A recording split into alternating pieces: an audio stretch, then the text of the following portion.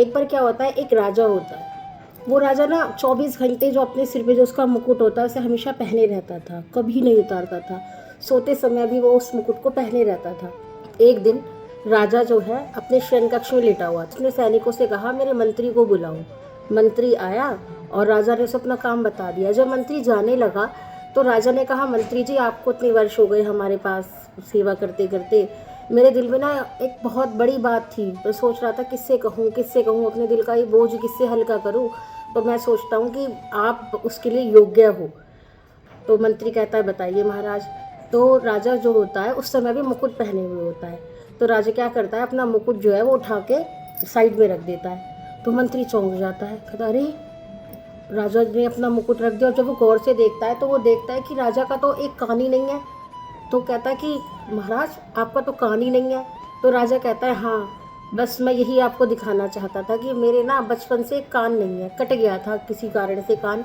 तो लोग मुझे कनकटा ना कहें, तो इसलिए मेरे पिताजी ने हमेशा मेरे सिर पे मुकुट रखा, इसलिए मैं इसे कभी नहीं उतारता, क्षण के लिए भी इस मुकुट को उतारता नहीं हूँ। राजा कहता है कि बस मेरा ये मन का बोझ था, मैंने आपसे कह के हल्का कर लिया, लेकिन आप इस राज को ना राज ही रहने देना, किसी से कहना मत, जिक्र मत करना। तो मंत्री कहता है ठीक है महाराज। अगले दिन जब राजा भ्रमण के लिए जाता है नगर में तो सब उसे देखकर हंसने लगते हैं। जो मंत्री की पत्नी होती है वो कहती है देखो देखो कनकटा राजा आ गया, कनकटा राजा। ओह, राजा को बहुत गुस्सा आता है, कहता बता, इसे मैंने अपना राज बताया और इसने पूरी दुनिया में गा दिया। वो तुरंत मंत्री को बुलाता है, कहता जब मैंने तुमसे कहा था कि मेरे इस कनकटे राज को किसी को भी मत बताना तो तुमने क्यों बताया। तो मंत्री जो होता है वो पहले थोड़ा सा तो सकुचाता है, फिर कहता है कि महाराज सच बताऊँ ना, मुझसे रहा नहीं गया और मैंने अपनी पत्नी को ये आपके कान कटे होने की बात बताई। अब आपको तो पता है औरतों के पेट में बात पचती नहीं है, उसने न जाने किसको बताई होगी, उसने किस किस को बता दी होगी और इस तरह से आपके कनकटे राजा होने की बात पूरे नगर में फैल गई।